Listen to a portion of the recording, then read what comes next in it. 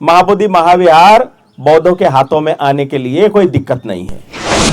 पूरे देश भर में सभी से आह्वान है कि अपने अपने क्षेत्र पर एक दिन का धरना प्रदर्शन करके ज्ञापन दे वहां पर। धरातल पे हमारा आंदोलन चल रहा, उसको कोई डिगा नहीं सकता। नमो बुद्धाय, जय भीम, जय सम्राट अशोक, जय संविधान, तासी दिले जुले। नमो बुद्धाय सबको। विशेष करके आज ये धरने का लगभग 1 साल कंप्लीट हो चुका है। 12 फरवरी 2025 में महाबोधि महाविहार के सामने गोलंबर से अनशन शुरू किए थे। ये कंटिन्यू आज 365 दिन भी पूरा हो रहा है और बीटी एक्ट 1949 क्या है इस चीज़ को मालूम नहीं था।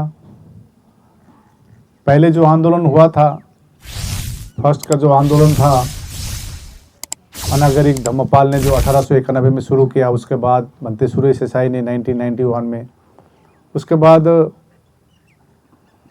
इस विषय लेकर, इम्पोर्टेंट विषय लेकर कोई आंदोलन या कोई चर्चा नहीं हो रही थी 20-25 सालों से। तो All India Buddhist Forum and All Buddhist Organisation, जिसमें भारतीय बौद्ध महासभा, समता सैनिक दल, महिला सशक्तिकरण, राष्ट्रीय बौद्ध जो मूल बड़े संगठन हैं, लगायत छोटे बड़े सभी संगठन मिलकर ये पिछले साल से ये आंदोलन चल रही है शांतिपूर्वक।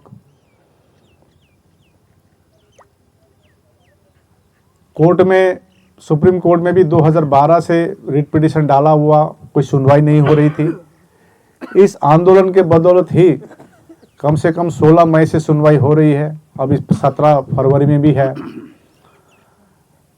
सरकार को इतने सारे ज्ञापन, इतने सिग्नेचर देने के बावजूद भी सरकार मौन है। हम लोग चाहते हैं कि हमारे परमानेंट जो महाबोधि महाविहार में जिस प्रकार से मस्जिद में मुसलमान होता है कमेटी में, गुरुद्वारा में हमारे सिख भाई होते कमेटी में, हिंदू के मंदिर में हिंदू रहेगी कमेटी में, तो महाबोधि महाविहार संसार को मालूम है ये एकदम कोई काल्पनिक नहीं है कि सम्राट अशोक ने बनाया, तथागत बुद्ध ने यहाँ पर ज्ञान प्राप्त किया, लेकिन यहाँ पर कमेटी में बीटी एक्ट 1949 के आधार पर सिर्फ 4 ही बौद्ध है टोटल 9 मेंबर में। तो हमारी मांग है पूरी कमेटी में बौद्ध होना चाहिए। आप मानते हैं भगवान बुद्ध को भी, हम उसमें भी आस्था रखते हैं, लेकिन मानना और संचालन करने में फ़र्क है। जो अवस्था होनी चाहिए हमको, हमारी बौद्धों को दिखती है यहाँ पर, वो नहीं है। तो हमारी मांग सरकार से यही है कि एक स्थायी समाधान होना चाहिए, सो दैट आने वाला जनरेशन फिर से आंदोलन ना हो इस विषय पर। तो सरकार मौन है। तो हम लोग ने अभी कोर टीम का मीटिंग किया था, जिसमें राष्ट्रीय बौद्ध महासभा के धम्म प्रकाश भारती जी भी थे सम्मिलित। उसमें भारतीय बौद्ध महासभा के चंद्रबोधि पाटिल जी जो नेशनल ट्रस्टी चेयरमैन, वो भी थे। हमारे भिक्षुगण थे, प्रज्ञाशील भांते जी, ए.के. जिम्बा जी, जम्बू लामा जी, एम.के. योंजन जी, लोबजंग तामांग जी। इसी प्रकार से महिला सशक्तिकरण, डॉक्टर चंद्रकीर्ति भंते, धम्मतप, धम्मशिखर भंते, श्रद्धा मित्र भंते, लगायत काफ़ी सारे भिक्षु थे, प्रज्ञा रतन भंते। तो उसमें एक डिसीजन ली गई कि हमने प्रपोजल रखा कि ये जो अभी 365 दिन हो रहा है, 1 साल हो गया है, यहाँ पर हमारी भिक्षुओं ने सर्दी में हो, गर्मी में हो, बारिश में हो, शांतिपूर्वक हमारी मांग रख रहे हैं सरकार से। तो इसमें हमको स्थायी समाधान चाहिए, परमानेंट सॉल्यूशन चाहिए, लेकिन सरकार मौन है। सरकार कोर्ट की तरफ देख रही है। 370 धारा जिस प्रकार से आप जानते हैं, आप लोग यहाँ आए हुए हैं, 370 धारा रातों रात चेंज हो सकती है, तो बीटी एक्ट 1949 क्यों अमेंड नहीं हो सकती या क्यों रिपील नहीं हो सकती है? तो हम लोग ने मीटिंग में तय किया है कि आंदोलन कंटिन्यू रहेगा शांतिपूर्वक, और ये धरना चलते रहेगा बोधगया में जब तक महाबोधि महाविहार मुक्त नहीं होता है। एक डिसीजन ये हुआ है। दूसरा, 10 मार्च सावित्री बाई फुले का पुण्यतिथि का दिन है। 10 मार्च 2026 पूरे भारत में अपने अपने क्षेत्र में उस दिन एक दिन का आंदोलन होगा, धरना प्रदर्शन होगी शांतिपूर्वक। 10 मार्च ये डिसीजन लिया है 10 मार्च को। तो हम आह्वान करना चाहते हैं आप मीडिया के मार्फत कि अपने अपने क्षेत्र पे शांतिपूर्वक आंदोलन धरना प्रदर्शन हो, महाबोधि महाविहार को मुक्त करने के लिए और बीटी एक्ट 1949 को निरस्त करने के लिए। ये डिसीजन हुआ 10 मार्च पूरे भारत में ये डिसीजन हुई है। तीसरा डिसीजन ये है कि देखिए, महाबोधि मुक्ति के नाम पर हमने शुरू से कहा था हम किसी जाति के खिलाफ में नहीं है या किसी धर्म के खिलाफ में नहीं है। धरने में शांति प्रकार से बैठे, अपनी मांग रखे, अपनी बैन अपने प्ले कार्ड के द्वारा हो या मेमोरेंडम के द्वारा हो या हम या नाराबाजी लगाए, किसी धर्म के खिलाफ में नहीं, किसी जाति के खिलाफ में नहीं। तो ये भी डिसीजन हुआ है और मैंने पहले भी बोला है जो भी करना है शांतिपूर्वक हम लोग धरने प्लेस में करेंगे। और बाहर कोई हुड़दंग होती है महाबोधि मुक्ति के नाम पर, इसके लिए All India Buddhist Forum and All Buddhist Organisation इसमें जिम्मेदार नहीं है। ये डिसीजन हुई है। इसके लिए हम लोग ने ऑलरेडी डीएम को भी नाम दिए हुए हैं, पिछली साल ही दिए हुए हैं। ये 10 व्यक्ति ही खाली महाबोधि मुक्ति के लिए बात अपनी प्रेस कॉन्फ्रेंस रखेगी। बाहर क्या होती है इसके लिए हम जिम्मेदार नहीं है। हमने आह्वान किया था 1 फरवरी से, अभी जो माघ पूर्णिमा महोत्सव चल रही थी 1 फरवरी को, आप जानते हैं यहाँ पर पूरा भीड़ था। और सबसे बड़ी इम्पोर्टेंट बात है कि 70% जो जनता आए थे वो बिहार से थे। आज बिहार के लोग जाग गए हैं।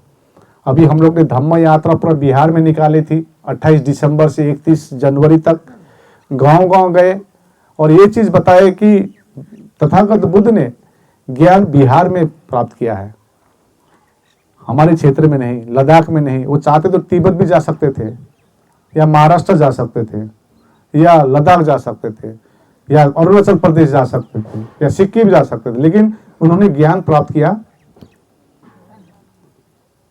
बिहार में। और बिहार का नाम बिहार क्यों है? क्योंकि हम लोग मंदिर नहीं बोलते, हम लोग बोलते हैं बिहार। सम्राट अशोक ने इसी मगध राज्य से प्रबुद्ध भारत बनाया था अफगानिस्तान तक। लेकिन उस समय ऐसा था, निश्चय ऐसा था कि बिहार के लोग समृद्ध थे, धनी थे, इंटेलेक्चुअल थे। बिहार के लोग, कोई गरीब नहीं थी, छुआछूत नहीं था, यहाँ पर कोई जाति सिस्टम नहीं था। लेकिन आज का डेट में देश का यदि कोई गरीब राज्य बोला जाता है तो उसको किसको बोला जाता है? बिहार को। तो इसके पीछे षड्यंत्र आप समझिए।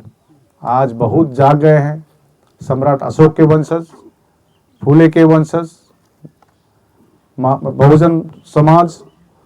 तो यहाँ पर 1 फरवरी को जो भीड़ थी 70% यहाँ बिहार के थे। अब 12 फरवरी को भी इतनी भीड़ होगी। तो हम लोग शांतिपूर्वक अपनी मांग रखेंगे। सरकार से अनुरोध बार बार कर रहे हैं, पहले भी किया, कई चैनलों में की, कि हम लोग को परमानेंट सॉल्यूशन चाहिए, परमानेंट सॉल्यूशन। इसीलिए हम लोग अडिग बैठा हुआ है। तो ये आगामी जो आपको कहा गया है कि हम लोग कंटिन्यू धरना कंटिन्यू करें, जितने भी गर्मी हो, जितने भी ठंडी हो, जितने भी परेशानी हो, शांतिपूर्वक। और 10 मार्च में पूरे देश भर में सभी से आह्वान है कि अपने अपने क्षेत्र पर एक दिन का धरना प्रदर्शन करके ज्ञापन दे वहां पर। धन्यवाद। कुछ बोलनी है तो यह भारतीय बौद्ध महासभा के भी है। मैं चाहता हूँ भारतीय बौद्ध महासभा भी इसमें बात रखे। नमो बुद्धाय, जय भीम। महाकारुणिक तथागत गौतम बुद्ध, बोधिसत्व डॉक्टर बाबा साहब आम्बेडकर, देवानाम प्रिय सम्राट अशोक, इन्हें त्रिवार नमन। पूजनीय भिक्खु संघ, इन्हें त्रिवार नमन। मैं Chandrabodhi Patil, trustee chairman the Buddhist society of India, Nagpur से आया हूँ। अभी जो हमारे ऑल इंडिया बुद्धिस्ट फोरम के राष्ट्रीय महासचिव माननीय आकाश लामा जी ने जो अपनी बात कही है कि ये जो धरना है पिछले गत 12 फरवरी से माघ पूर्णिमा थी 12 फरवरी को, तब से लेकर निरंतर चल रहा। अभी 364 दिन हुए हैं उसको। हमारे पूज्य भदंत प्रज्ञाशील महाथेरो उनके नेतृत्व में ये पूरा भिक्खु संघ, अलग अलग प्रदेश से आए हुए हमारे पूजनीय भिक्खु यहाँ पर धरने पे बैठे हैं। कितनी कठिनाइयाँ है, फिर भी चाहे बारिश हो, ठंड हो, धूप हो, उसमें वे किस लिए? ये महाबोधि महाविहार मुक्ति के लिए। और जो हमारी शुरू से डिमांड रही है BT एक्ट 1949 निरस्त हो, और जो 9 लोगों की जो कमेटी है उसमें पूरे के पूरे उसका प्रबंधन यानी बौद्धों के हाथ में होना चाहिए।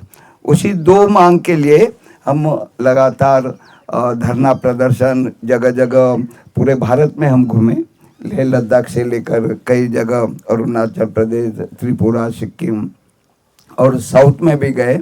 मशाल यात्रा शुरू की ये जन जागृति के लिए कि ये लोगों को ये पता ही नहीं था कि ये जो महाबोधि विहार है ये किसके हाथ में है। तो गैर बौद्धों के हाथ में ये अभी समझ में आ रहा BT एक्ट 1949 क्या चीज़ है। क्योंकि हम मानते हैं कि भाई 26 जनवरी 1950 को जब संविधान लागू हुआ गणतंत्र दिवस के उपलक्ष्य में, तो जितने भी पूर्व के जो एक्ट है वो ऑटोमेटिक निरस्त होना चाहिए, हुए भी है। लेकिन यही एक है एक्ट जो 1949 का महाबोधि महाविहार एक्ट, महाबोधि BT एक्ट, तो वे अभी तक निरस्त नहीं हुआ। उसी के लिए हम लोग ये किया। पहले भी प्रयास हुआ है इस बौद्ध विहार को, महाबोधि विहार को यानी मुक्त करने के लिए। 1891 में जो श्रीलंका से आए हुए थे अनागारिक धम्मपाल जी, उन्होंने संघर्ष किया और तभी अधिकांश लोगों को, तब यहाँ पर जो पूर्वोत्तर बुद्ध, जो पारंपरिक बुद्ध, वो तो थे बुद्धिस्ट, लेकिन भारत में बुद्धिस्ट नहीं थे। ये तो अशोक विजयादशमी के दिन जो 14 अक्टूबर 1956 को बोधिसत्व डॉक्टर बाबा साहब ने जो अपने 5 लाख अनुयायियों को नागपुर के दीक्षा भूमि पर दीक्षा, तब ये आपको ये बुद्धिस्ट यानी पूरे भारत भर में दिख रहे हैं। तो उन्होंने संघर्ष किया और तब से यानी पता चला, ये ऐतिहासिक है कि भाई ये जो महाबोधि विहार उसकी क्या यानी उसकी अव्यवस्था है, और जो हिंदू धर्म के कर्म कांड वहाँ पे होते थे उन्होंने आवाज़ उठाई। उसके 100 साल के बाद 1992 में हमारे जापान से आए भदंत सुरेश ससाई जी और प्रज्ञाशील बनते जी भी थे प्रमुख रूप से, और उन्होंने ये आंदोलन चालू किया। काफ़ी टप्पे टप्पे से आंदोलन हुआ, काफ़ी लाखों की संख्या में लोग आए, लेकिन अधिकांश जो है वे महाराष्ट्र से लोग आते थे। लेकिन अभी ये जो आंदोलन फिर अभी जो तीसरा टप्पा समझ, तीसरी बार, क्योंकि मुझे नहीं लगता कि ये अगर लामा जी का ये अगर किसी कारण समाप्त होता है, किसी कारण, वो तो लगातार, अभी भंते जी ने कहा कि हम 5 साल भी चला लेंगे, अभी 1 वर्ष तो हो ही रहा है। किसी कारण अगर बंद होता तो किसी की हिम्मत नहीं है कि यहाँ पर आके ये धरना प्रदर्शन करने की। अपने अपने स्टेटमेंट देंगे, पॉलिटिकल बात होगी, लेकिन धरातल पे ये ऐसा नहीं हो पाएगा। तो मैं आपके माध्यम से इतना ही कहूँगा कि ये जो आंदोलन चल रहा है, हमारे पूजनीय भिक्खु संघ और उपासक यहाँ पर रहते हैं, उनको भोजन की व्यवस्था, उनके जो दवा पानी जो है, तो आर्थिक मदद हमारे, मैं बुद्धिस्ट सोसाइटी का उन्हें सभी बुद्धिस्ट सोसाइटी के समस्त पदाधिकारी सदस्यों को तो अपील कर ही रहा हूँ, लेकिन जो बौद्ध समाज है या अम्बेडकर अनुयायी है उनको मैं आप नहीं आ सकते, ठीक है, आप नौकरी की वजह से इतने लंबे नहीं आ सकते, लेकिन कम से कम आप आर्थिक रूप से इनको मदद कीजिए। क्योंकि ये भिक्षु कोई अपने लिए ये संघर्ष नहीं कर रहे, ये पूरे समाज के लिए, धम्म के लिए, और महाबोधि महाविहार जो अपनी विरासत है उसको मुक्त करने के लिए संघर्ष कर रहे। तो हमारा अपना भी दायित्व है, सबका दायित्व है, और उन्होंने अपने दायित्व को समझकर ये करे। अभी अभी जैसे माननीय रामदास आठवले जी ने ये 22 तारीख को यहाँ पे कार्यक्रम रखा है, ये इसी इश्यू के लिए, महाबोधि महाविहार मुक्ति के लिए। लेकिन जो मैंने पोस्टर देखा है वो ये कौन सा विश्व बौद्ध संघ उनके तत्वाधान में, और वहां पर देखा सबके फोटो लगे हुए और लामा जी का बिल्कुल छोटा, यानी आम व्यक्ति, यानी कोई महत्व नहीं, जबकि वो यहाँ पर आठवले जी के निमंत्रण पे यहाँ पर मिलने आए थे। तो हमने निर्णय लिया कि ऐसे कोई भी संघ रहे हम उसमें सम्मिलित नहीं होंगे। हमने लामा जी ने भी, और जो मैं फिर से मैं 22 तारीख को आने वाला था, मैं नहीं आऊँगा, ये हमने ये किया, चाहे कोई भी नहीं। अरे ऐसे ऐसे मुझे मालूम है कि वो जो आयोजक है वो क्या चीज़ है, ये मुझे मालूम है। और ये बुद्ध गया में उनके, और शुरू से उन्होंने इस धरना का यानी विरोध भी किया है, अपने स्टेटमेंट दिया है, वीडियो जारी किया है और लांछन लगाया है कि भाई लामा जी 2.5 करोड़ रुपए लेकर यानी धरना छोड़ दिया है, भाग गया है और पैसे के लिए ये कर रहा है। उनका यही है, पैसे के लिए ये कर रहे हैं करके यहाँ पर आके देखे। और मैंने उस समय भी कहा था आप होटल में बैठ के क्यों यानी अपना स्टेटमेंट देते हो, यहाँ पर आइए, धरने पे आइए, बैठकर चर्चा की। आप भी भिक्षु है और आप बोलते हैं कि ये लामा है, भिक्षु नहीं है। अरे लामा, हम जो हिनयान और महायान है, हम हिनयान में जैसे भिक्खु बोलते हैं, महायान में लामा बोलते हैं, तो बराबर तो है ना। और जब हम पूरे भारत को बौद्धमय बनाने की बात करते हैं तो ये आपस में भेदभाव क्यों होना चाहिए। हमने लेह लद्दाख में जाके शाखा खोली, सिक्किम में यानी लामा लोगों को अध्यक्ष महासचिव बनाए। हम तो बोले क्योंकि आखिर वो बुद्धिस्ट है, और देखिए उसका परिणाम क्या हुआ। लद्दाख के लोग, त्रिपुरा के अंदर वो जय भीम बोलने लगे, जबकि बाबा साहब को नहीं जानते। तो ये किसके हुआ, ये धरने की वजह से हुआ। मशाल यात्रा हुई उसकी वजह से हुआ, और बाबा साहब की अभी मूर्ति भी स्थापित करने का लामा जी ने ये किया है अरुणाचल प्रदेश। तो मैं समझता हूँ ये धरातल पे हमारा आंदोलन चल रहा, उसको कोई डिगा नहीं सकता। बस यही है, हमारे जो उपासक है कोई बहकावे में ना आए, सच्चाई जाने और अधिक से अधिक संख्या में यहाँ पर उपस्थित होकर इस आंदोलन को समर्थन करे। बस और पुनः मैं आकाश लामा जी और भदंत, पूज्य भदंत प्रज्ञाशील जी और उनका पूरे भिक्खु संघ को यानी नमन करके उनको धन्यवाद देते हुए 10 मार्च को एक जैसे सावित्रीबाई फुले का पुण्यतिथि है, तो यहाँ पर जो आह्वान किया गया था भारत में जगह जगह कर, आप यहाँ पर मत आइए, लेकिन अपने गांव में या अपने शहर में वहाँ पर एक दिन का धरना आपने शुरू कीजिए। जैसे हमने जगह जगह पिछले टाइम भी इसके लिए आंदोलन किया था और धरना हुआ था। तो ये 10 तारीख को एक ही दिन में पूरे भारत में, चाहे लेह लद्दाख में हो या अन्य स्थान पे हो, एक दिन का धरना यहाँ पर इसके महाबोधि महाविहार मुक्ति के लिए जो आंदोलन को समर्थन के लिए आप लोग धरने में उपस्थित रहिए। नमो बुद्धाय, जय भीम। आज के इस पत्र परिषद में उपस्थित तमाम भंतेगण, लामा जी और तमाम अलग अलग राज्यों से आए हुए उपासक उपासिकाएं, अभी पत्रकार वार्ता में बताई गई बातें आप लोगों ने ध्यान से सुनी हैं। 10 मार्च को अगले महीने हमारे देश की प्रथम शिक्षिका राष्ट्रमाता सावित्रीबाई फुले का स्मृति दिवस है, डेथ एनिवर्सरी। उस दिन में पूरे देश में सभी लोग अपने अपने स्थान पे एक दिन का धरना लगाएंगे महाबोधि विहार के मुक्ति को लेकर के, बीटी एक्ट रद्द कराने के लिए। ये बीटी एक्ट 1949 यही सारे समस्याओं की जड़ है। ये समस्या खत्म हो जाती है बीटी एक्ट 1949 तो महाबोधि महाविहार बौद्धों के हाथों में आने के लिए कोई दिक्कत नहीं है। वही एक्ट के वजह से जिलाधिकारी गया का जो है वो विशेष एक धर्म का आदमी बनाया जाता है। उसमें मुस्लिम नहीं बन सकता, सिख नहीं बन सकता, ईसाई नहीं बन सकता, बुद्धिस्ट नहीं बन सकता, जैन नहीं बन सकता, लिंगायत नहीं बन सकता। तो भारत का संविधान लागू नहीं है गया जिला में। तो भारत का संविधान लागू कराने के लिए 1949 एक्ट को खत्म कराना बहुत जरूरी है और उसको दुरुस्त करा के पूरा का पूरा मैनेजमेंट बौद्धों के हाथों में आना चाहिए। तो राष्ट्रमाता ज्योतिराव फुले जो राष्ट्रपिता जो थे उन्होंने और सावित्रीबाई फुले ने दोनों ने मिलकर के भारत में बहुजनों के लिए, महिलाओं के लिए स्कूल खोलने का काम किया। 48 के दरमियान ढेर सारे स्कूल खोले, बहुत भयंकर विरोध हुआ।